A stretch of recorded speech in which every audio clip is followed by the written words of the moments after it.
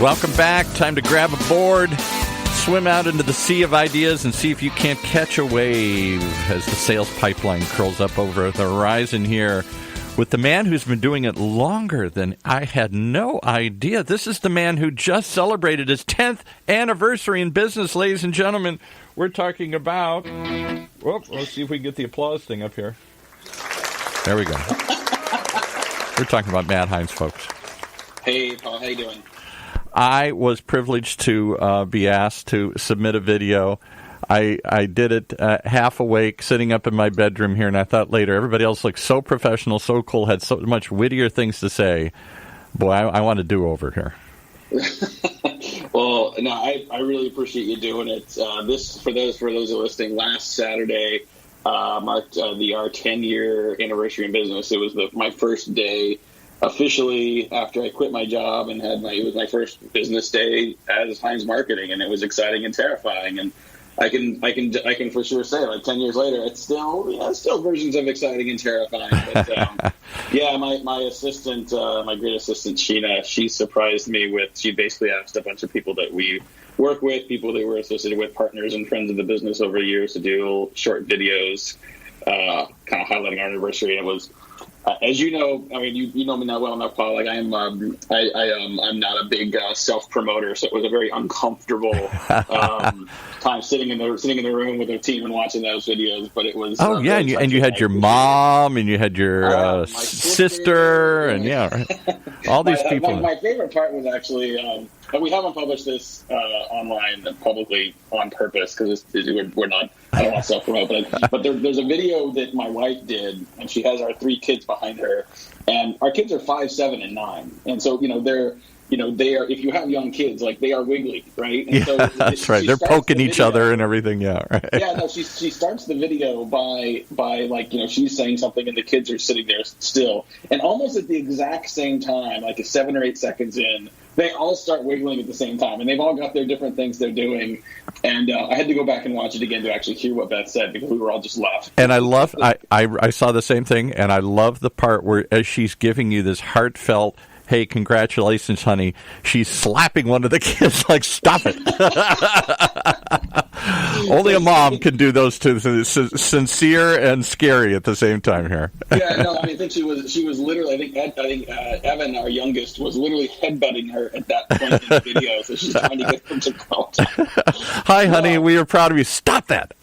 Yes, so sometimes, while we will start the program by talking about college football, we will not be, one of our past guests, who is an Ohio State alum, asked if we wanted to revisit this past weekend. Oh, please. The most painful Michigan memory I have as a U of M grad here. Oh, my goodness. I told her we were for sure not going to do that. So I guess instead we talked about headbutting 5-year-olds. But anyway, for those of you that are still listening, thank you for joining Sales Pipeline Radio.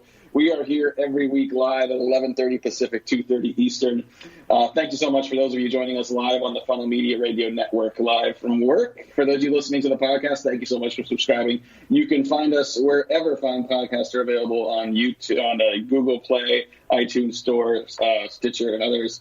And for those of you that are listening to us from the on-demand at Sales Pipeline Radio, every past, present, and future episode is available at salespipelineradio.com. Every week we're featuring some of the best and brightest minds in B2B sales and marketing. Today is absolutely no different. I am really excited to have Gillian Muessig joining us today.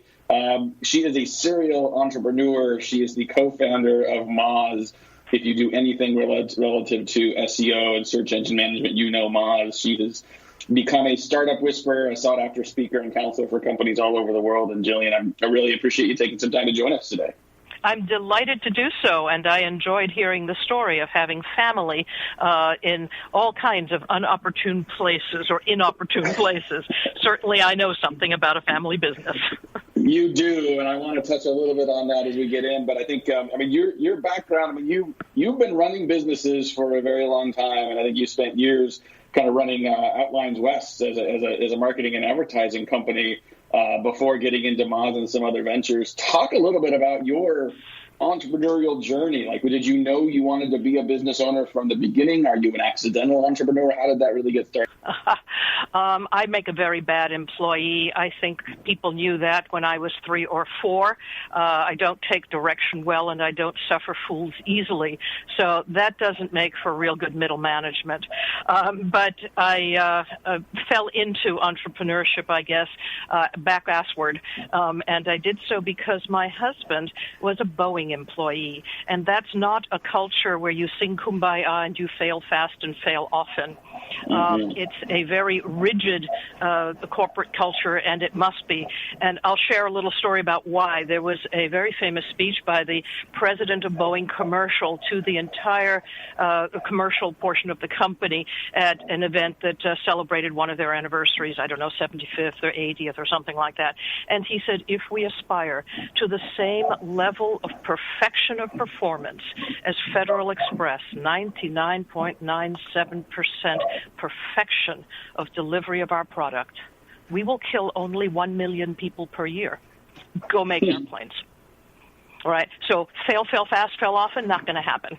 Right. A rigid and militaristic society, absolutely. But that meant that one of us had to be, loosey-goosey and flip around, and the other one had to put one foot in front of the other and go do their thing. So I raised 3 children under my desk. I was glorified unemployed, but when you say bye-bye on the telephone, it's time for you to talk to something that's over 3 years old. So I went to work, and that's what I did. I did carry my children in arms with me.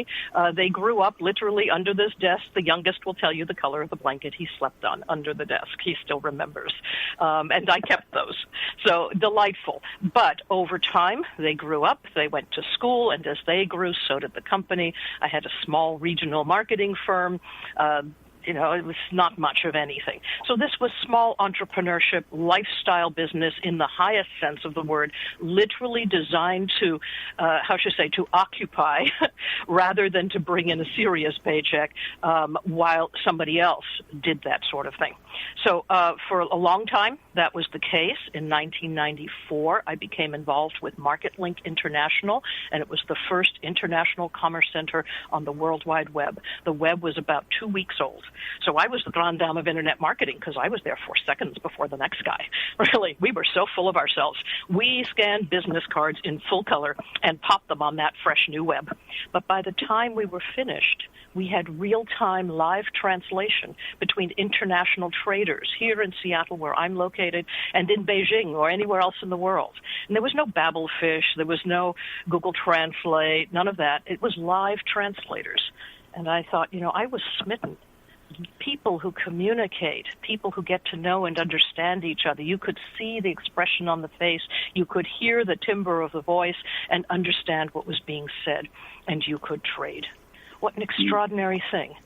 Right? We do not kill those with whom we trade, only those we don't understand and those that we fear, and fear comes from the unknown. And at the same time, my children were playing Sonic the Hedgehog and games like that with in Copenhagen and Singapore and in Seattle. And I thought, this is the next best thing to world peace. This is what's going to make it happen. It will be a lot harder to put a gun in these young boys' hands and say, go kill. They're going to say, are you crazy? I play games with him on Saturday night. So the communication was the thing that struck me, and it still gets me up in the morning and puts me down at night. Rand joined the company. Rand is my eldest son. For those of you who don't know Moz, it's Rand Fishkin, and he is known as the Wizard of Moz. And he joined the company in 1997 while he was still at the University of Washington, and we built a consultancy. And over time, the consultancy altered and became much more associated with SEO than it was with the general online or digital marketing, and finally into tools, which became known as Moz. Love that story. And I love the intersection of work and family, and the fact that, those really weren't, it didn't sound like a work-life balance. It sounded like a really sort of a work-life mixture. What's your perspective? And I think about this myself a lot as a father of 3 who, has 3 kids that are still in grade school and balancing, running a business and trying to sort of spend time with family. You can't compartmentalize those things from what I have learned. What do you have advice for anybody, even if they're not entrepreneurs, is trying to manage a career and manage a family and find the right balance between the two? Yes, I spent a great deal of my adult life running that kind of a business, only a really relatively small portion running scalable corporations. And in that lifestyle business, I would say the first thing is to figure out what your rudder in the water is, and I would say the same to a scalable corporation. So for me, the rudder in the water was that I had elected to have children, and if I'm going to have them, I might as well tend to them. Right, so rather than farming them out often or a great deal, that doesn't mean you never do, because they should be socialized as well, and that's good, and you need time as well. I would do things like rent offices close to the schools where I wanted them to attend. I drove quite a way to bring my children to schools. They were public schools, and we had choices about where we could bring them, but I had to make the trip. There was no school bus or anything. So for us, it was about finding out what was optimal for the children I had elected to have, and then to be available to them at all times. One of the things that helped me greatly was that cell phones came along. I had one of the very first ones. It looked like the old phone that would hang on a wall, a large rectangle, but it was disembodied from the wall. It sat between the front seats of the bench seat of a station wagon, and you would click the side, and a handle would come up that looked just like those old telephones attached to the box and so on, and you would speak. So quite an extraordinary device, but the phone number is the same phone number that I have today. My children say that my cell phone is surgically implanted into my ear, and they know it, and I know it, and they can always reach me. And to this day, it doesn't matter if I'm doing a $1 billion M&A deal. If my children call, who are now adults, if they call, they get through. And if you don't like it, we don't do business together. So that was my stake in the sand, right? The rudder in the water is that my priority was going to be family. And when that was done, my priorities could change, right? But having elected that, then I elected to be a consultant, and I elected not to grow the company until the point where they were off and on their own. Not everybody has that leisure. There are entrepreneurships of opportunity and entrepreneurships of necessity. And I want to be mindful to those who are listening, those of you who are building entrepreneurships of necessity, my hats are off. That's a much harder road to hoe. Wow, great comments. Love this conversation so far. We've got Gillian Muessig, who's the CEO, co-founder of Outline Ventures. She also co-founded SEO Moz, which most of you may know now as Moz. Gillian, right now it seems like a slam dunk. I mean, Moz is the system of record for search marketers worldwide. I have to imagine that when you and Rand decided to start building Moz, it wasn't necessarily as much of a sure thing. What went into deciding how to go from doing what you described as sort of a regional marketing organization into sort of creating a product out of that, and kind of what lessons does that imply for companies thinking about similar extensions or pivots in their own business? Okay, so most of the people talk about the successes, and it always looks really cool, that hockey stick, you kind of putter along, and then suddenly, boom.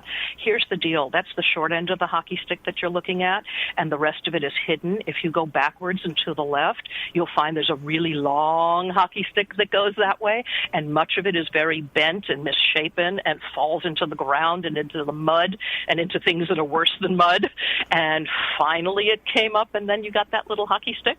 So I'm just saying it's a tougher road than people tend to talk about. Rand is very open and honest about this and has written a number of things, including his book called Lost and Founder, The Complaint of the Founder. And I have the same, obviously, been very honest about it. There are a number of PowerPoint decks people can find on SlideShare and so on that are testament to what we've discussed. It was a long and difficult road. At first, it was simply that he joined me as, a marketing firm. Buddy, want to buy a website? Buddy, want to buy another one? We've got Flash now.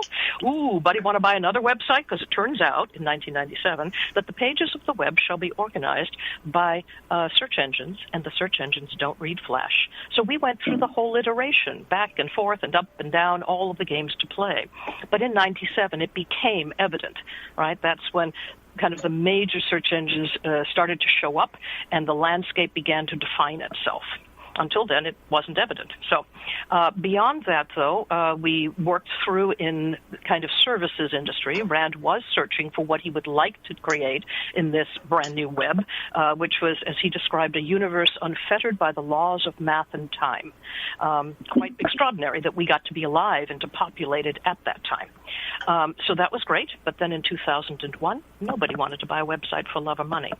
So I went out to make the rainfall. Now I had, 3 or 4 employees. The kids were off at their schools. Rand was already an adult and could join the company and so on. And he continued to go to school at that time.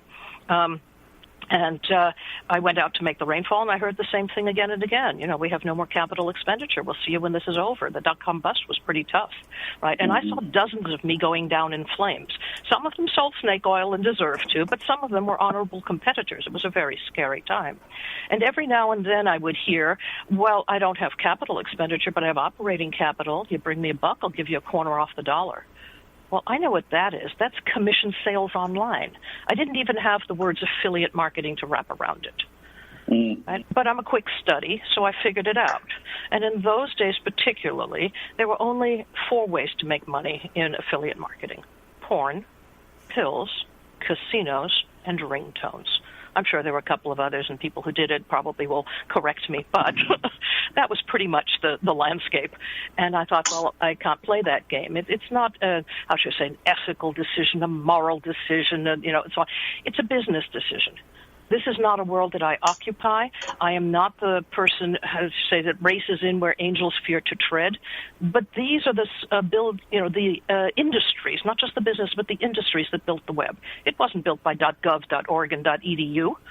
It was built by porn, pills, and casinos, PPC. It stands for something else. But since it wasn't my space, I thought, well, now I can use the model, and I can bump it up and make a rev share project. And we sent out about 30 requests, emails to companies where we thought they have very strong brick-and-mortar companies, and they suck online, and that's the technical term. So, we did that. And we said basically that we would, design and author and build and develop and, market and maintain this website for nothing. And in the event that we bring them $1, that's the negotiation. We would take a corner off that $1. And so we negotiated those deals. And when that happens, you have to pick your customers as carefully as porcupines mating, right? I had to get into their financial shorts and figure out what they were doing. Did they have good customer service policies? How were their return policies? Could they expand? Would they get enough capital to grow if we grew them?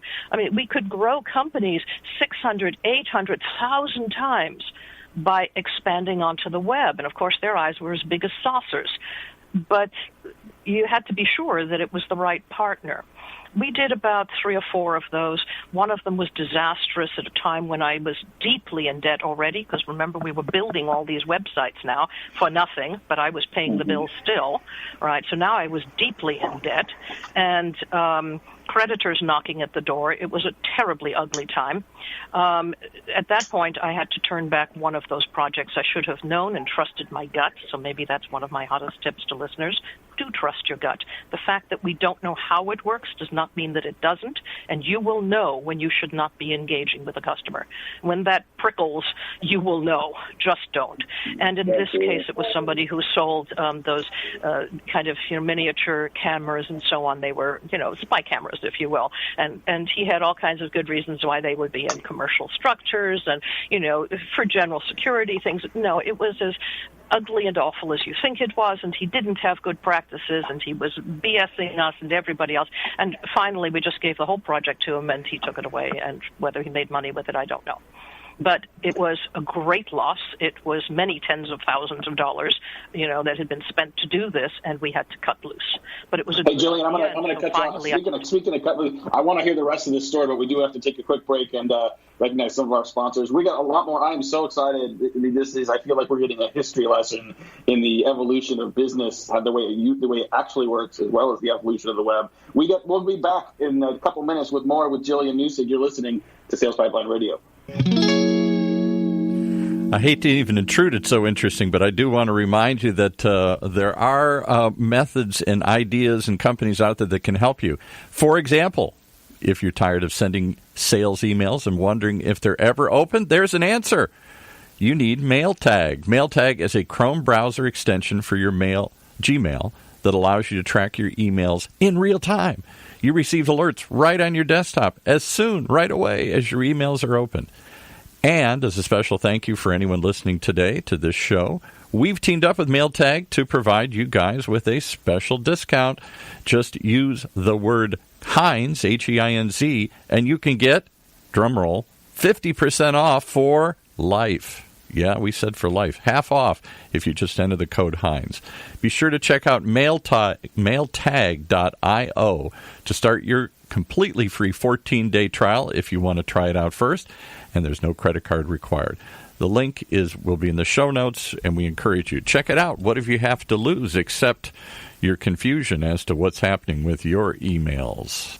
In a world where the speed of innovation and change in B2B marketing has never been greater, the only thing bigger is the need for clarity, for a blueprint, for a guide to what's really working. And how about a way to apply it specifically today to increase sales pipeline growth, velocity, and most of all, conversion? That's what you'll find in the Modern Marketer's Field Guide. And amazingly, you can download it for free. HeinzMarketing.com, just like it sounds, HeinzMarketing. It encompasses the entire sales and marketing cycle, but in quick bursts with lots of specific, actionable ideas, strategies, tactics you can put to work right away, like today. The loaded table of contents helps you narrow in and tackle a problem. And it's something you can come back to over and over again as a reference guide.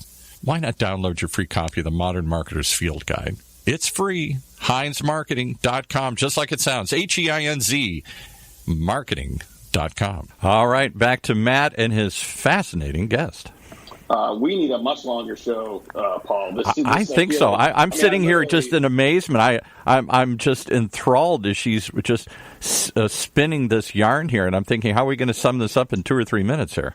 Well, we're not. We're just going to have to. This is going to be the filibuster episode of Sales Pipeline Radio. But this is absolutely fascinating. I think, and Gillian, one of the things I really appreciate about your story, and this is what Rand has done as well with Lost and Founder, and I read that recently. Super good book. Rand is, kind of become famous for complete transparency of the process. And I think anyone that has run a business or tried to run a business knows that hockey stick feeling. And some people never get to that short end that actually goes up. It's a lot of chewing of glass along the way. So apologies, we had to cut you off on the story there. We do have a few more minutes here before we have to wrap up with Gillian Muessig. She is the co-founder of Moz. She is the co-founder and CEO of Outline Ventures. And I think when last we were talking, we were talking about spy cams.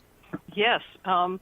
So I guess the short of it is that the hottest tip is, again, trust your gut. You know with whom you should get into business and which ones you have to pass up. Have a rudder in the water. Know what's important to you in life and what you will prioritize and how that will change over time. And then finally, kind of the end of this story, we did well with some of these projects, and one did extremely well and, brought us out of debt bit by bit, and I began to breathe for the first time in 5 years. And then it was time to make these websites found on the website, on the World Wide Web, right? Because it was e-commerce. It meant that it had to be found by grandma, by everybody. And if not, you wouldn't make any money. And so I farmed with money I didn't have. Again, I farmed out the project. And, we were literally weeks away from total disaster. And nothing was working. And none of these either companies or individuals could get that SEO done. And finally, Rand said, I guess I have to learn this. And I said, yeah, because I can't hold it together anymore with shoelace and bubble gum. And so he did. And with money we didn't have again, I got one more credit card with a few bucks in it, and I sent him to New Jersey to hang with his grandfather, my husband's father, who is a world-class mathematician. And to this day, at the age of 91, he will still say, I have no idea what the application was, but I was happy to explain the mathematics. And what Rand did was to find pieces of the algorithm that had been published by Google in order to get their patents.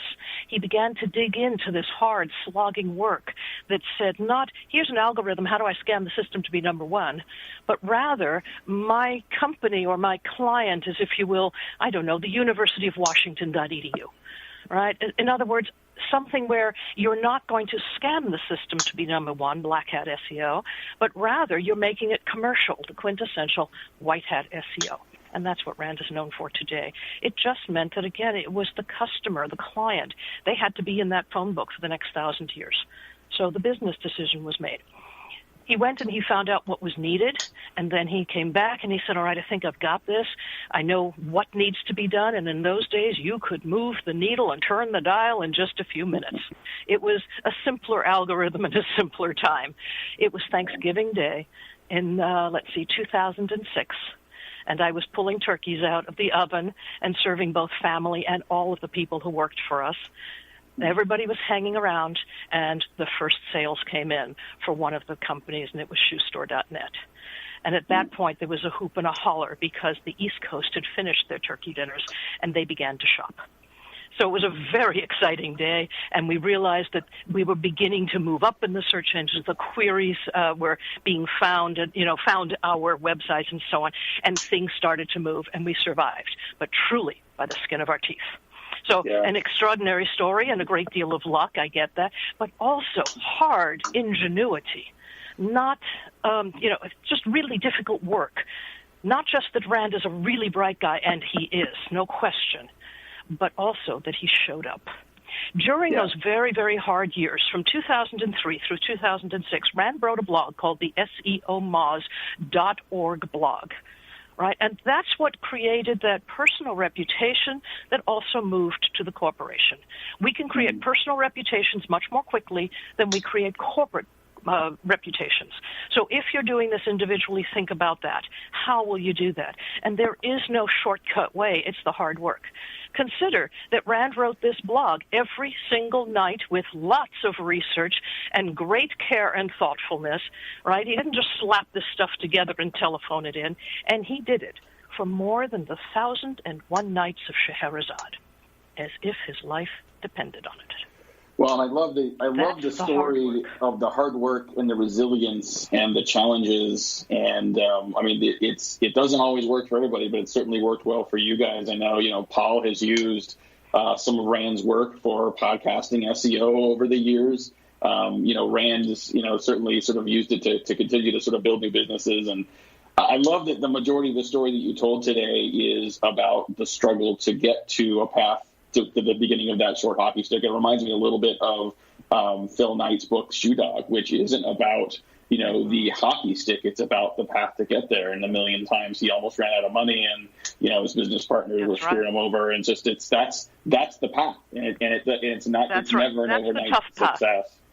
Hey, we're unfortunately are out of time. We're going to have to let Paul run on. We got other shows in the Funnel Radio Network here. This has been phenomenal conversation with Gillian Muessig. We are going to put links to her website, to Rand's book, Lost and Found, in the notes. We're also going to put a link in. I'm completely impressed with just the impact you've had with your children as well. It is inspirational to me, not only what Rand has done, but your daughter, you posted a couple of days ago. I'm probably going to pronounce this wrong, but she is the phantasmagorial chef.